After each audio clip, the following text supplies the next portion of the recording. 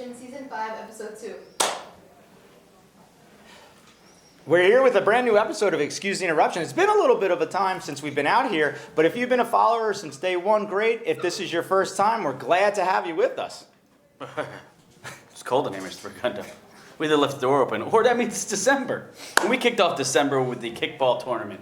It was an excellent time, and I'm sure everybody had a wonderful, wonderful games that they were played. Foreign Language Honor Society inductions, DEI, FCCLA Leadership Conference, and we celebrated Hispanic Heritage and Indic Heritage Months. And the fall play. And we have a big episode in store for us because it has been a while. There's a lot of things that have been happening here, so we're going to get right to it. First up, we have some sports recap. We have the latest in sports news. We have varsity basketball player Gershon. Winter sports are already underway, with most sports having their first matchups this week. We want to wish all our athletes and coaches a great season. Don't forget to send in candidates from your games to our yearbook. We'd love to have a fan's perspective. Fall sports came to a close recently with our sports awards presentation.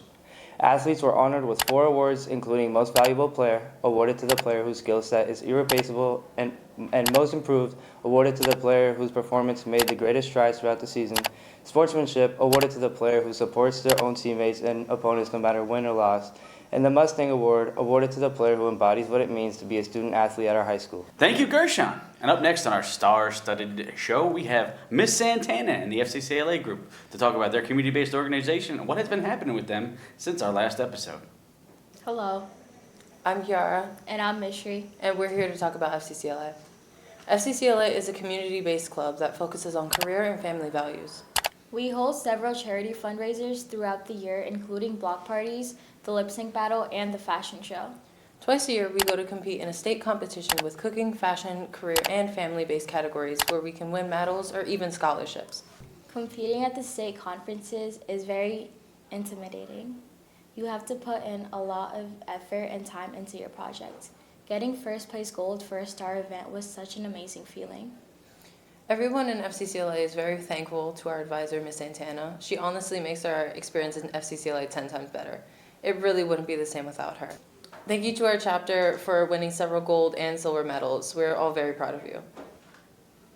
All right, Mr. McFadden, coming up next, we're going to talk about the fall play. It's always something to look forward to, and this year's production, The Musical Comedy Murders of 1940, guided us through a plot filled with mystery and humor set in the midst of the 1940s New York. It recently wrapped up its 3-day run, and our talented cast is here with us today with you in your bit as we do Couch Talk.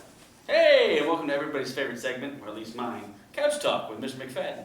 Joining me today is the cast of our fall play.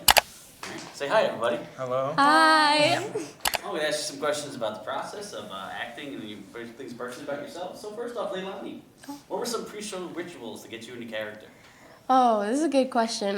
Before show, it's not uncommon for some of the castmates to talk to you randomly, like in their character's voice, just to like get their head in the show. And then also we do something called energy circle and shakedown to get all our nerves out. Shakedown. Yeah, we go 1, 2, 3, 4, 5, 6, 7, 8, 1, 2, and then 1, 2, 3, 4, 5, 6, 7, 1, like all the way till we get to 1. You did that too, Peter? Yeah. Peter, who's your favorite character and why? So I actually chose Roger, played by Chimney. Mm-hmm. I feel like every time he was on stage, he had like the audience's energy. Everyone like focused on him, and all his jokes landed pretty well. So I feel like he was a fan favorite, and mine as well. I agree. I did see the play. Chinmay stole the scene sometimes. Okay. Not saying you all didn't do well, but he was there. Don't touch my voice. Sorry. Alex, what was the most challenging part of the show? I think the most challenging part of the show was honestly like learning how to fight, because originally I was just kind of like falling onto the floor and I had to learn how to properly fall without bruising myself. So that was like ridiculous. Ridiculous. It does sound ridiculous. But I want to say you felt fantastic. Good job. Leilani, who was the most memorable moment for the cast? Or sorry, what was the most memorable moment for the cast? I would say when we're all getting ready in our dressing rooms, because we just play music and it's really fun, and it's kind of like, especially opening night, and then we all get like a specific snack or drink just to have, or even we go out to eat after every single show, and the cast party was memorable. So camaraderie is the best part for you. Yeah. Okay. Peter, who was most like their character? I said Roger for this one as well, just because I feel like he carries himself in like a loose manner, and the type of jokes he makes I feel like are pretty similar to how he's in real life, so I feel like he was casted pretty well for that. All right. Alex, what's your favorite part of the show? Probably the bonding that went on like backstage. Like by the end of the show, by closing night, it was like they were almost like a second family to me. Like I saw them every single day, so it was just like they're my guys now. All right. Leilani, what was your favorite part about portraying the historical time period? Oh, I would say the costumes for sure. Because for me personally, I tried on a couple different dresses and I was uncomfortable in every single one of them. Because it's just not something I would wear. But it was interesting to like do something that I wouldn't normally do. And then also like the language that they use as well. Like very proper and things like that. Especially my character was very proper.